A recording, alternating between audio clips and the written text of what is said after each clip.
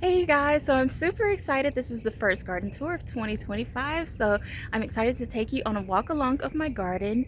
I am gardening in Dallas, Texas, and to give you a little backstory about my garden, it is a gardening landscaped design. So there's different pathways, there's different garden rooms in the garden, and for size, we are connected to 7 different houses, so that's how big our backyard is. So right now I'm standing in Berry Lane. So I have a bunch of berries. And then to this side of me is the veggie garden. So we'll have a tour of that coming up and our orchard. Okay, so I'm going to take you along our wildflower lane part. And so the garden is not perfect, you guys. We do have weeds. So this is our Texas native kind of wildflower lane. We have our Mexican bush sage here. We have some muscadines. We also have some elderberry here. And I'm still trying to figure out if this is a tree of heaven or a sumac. So it has multiplied greatly throughout the garden. It also has these beautiful kind of berries. So if you know what this is, I would like to know. A lot of things are not in bloom yet, but we do have this beautiful hollyhock here.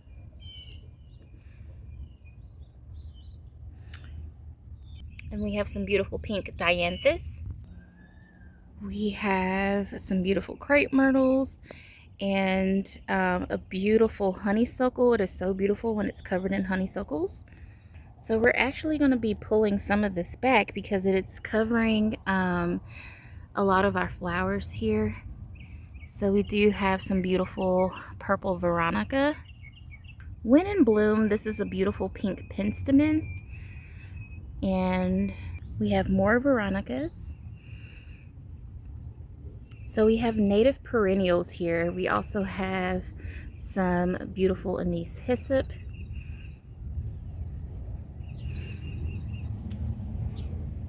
Some more dianthus and rudbeckias. A lot of things I've planted I've kind of forgotten the name of, but this is so beautiful in the fall, you guys. We have beautiful red salvia, and our David is now starting, our David phlox is now in bloom, along with our daisies. So we have a different flush of daisies.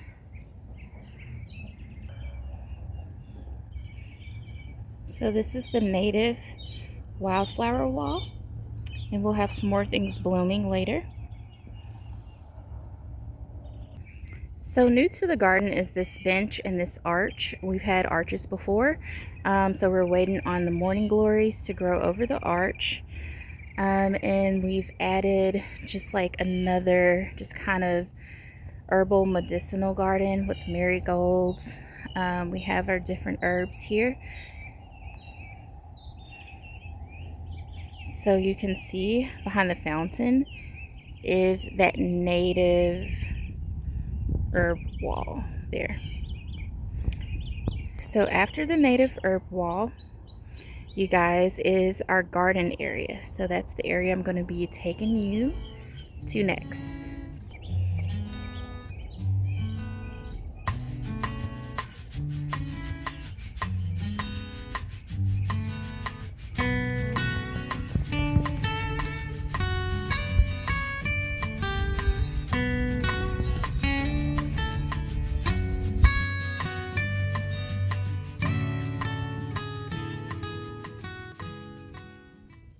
Alright, so this bed is all coming out. We're also taking out this bed. We have some beautiful blue borage here. And next we have one of my favorite flowers to grow in the garden. This is called Euphorbia Snow on the Mountain. This is just a beautiful, elegant flower. I really like this flower. So this is where where a lot of the greenery comes from. We have our viburnums here.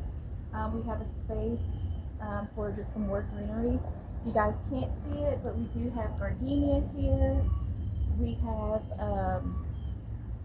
a lot of wormwood, so this is a beautiful gray cloud once it fills in.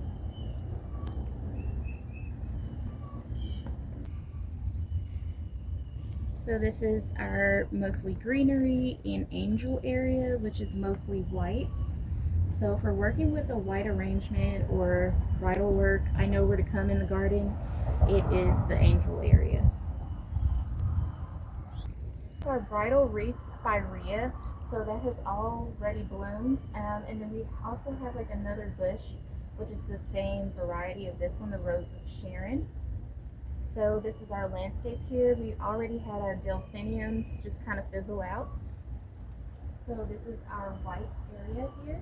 So next we're in the beautiful archway of beautiful white crepe myrtles, which are not in bloom yet. So to this side of our crepe myrtles, we have our purple area, which is liatris. So we'll have different variations, successions of liatris coming up. Then we do have our anise hyssop as well. And then on this side, we're going to have our white dahlias, more white liatris, and white euphorbia. In our angel area, we have more daisies, we have more white blooming shrubs and greenery. So next we have our purple area of purple things that we have cut back and that haven't bloomed back yet. Right now, our lilies are putting on a show. So we have our Easy Spot lily here. And we have our Vida La Viva lily here. And we also have more lilies popping up. We have our dahlia bed. And we have our rose scabiosa here. We also have a beautiful lavender scabiosa. So in this area we have lantana, we have peonies, a couple of things that just we've cut back or that are not in bloom at the moment. We have pink phlox, and then next is our tropical area.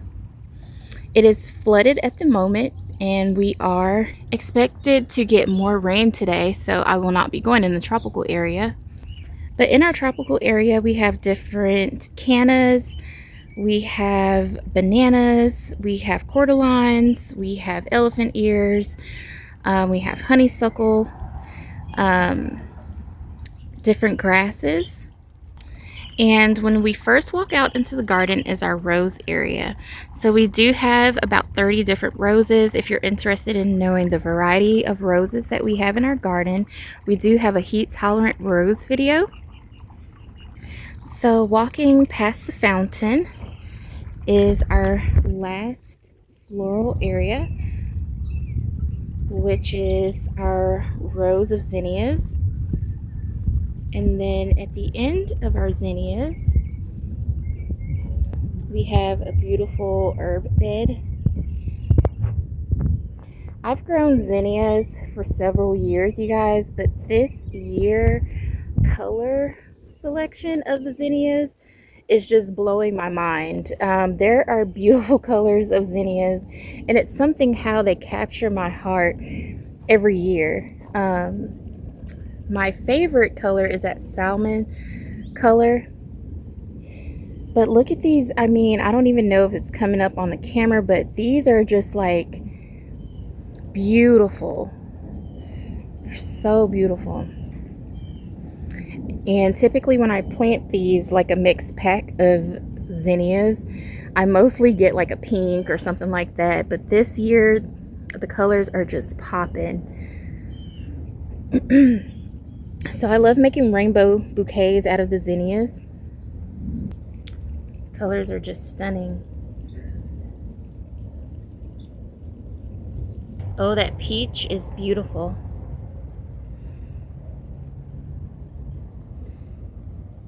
And there's like a two-toned. So we do have our dill, which I use in bouquets as well. We have our cinnamon basil, lemon verbena, our red salvia.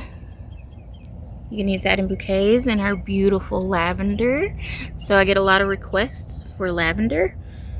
We have our lavender sprinkled throughout the garden as well. So it has rained, so our paths are kind of messed up, but it's just beautiful in the garden. That's our pond area over there. So we have more honeysuckles and bananas over there. And to the far back behind the bikes is more of the tropical area. So after I leave the zinnia area is our rose garden, which has a circular center of the fountain. So like I said, our garden is surrounded by 7 houses, so hopefully that gives you a scale. We have 7 homes connected to our garden. But I just wanted to end this video in our beautiful zinnia row. So we have our beautiful cosmos, which you have seen in many shorts, but around the picnic table is another row of zinnias that are coming up. So I can't wait to show you guys that in the fall. It's going to be super beautiful. I hope you guys enjoyed this mini garden tour of what we have blooming so far in the garden. I had to take my flower crown off because the bees were attacking me. So I hope you guys enjoyed this video, and to support the channel, please give us a thumbs up, and we hope to see you in the next video.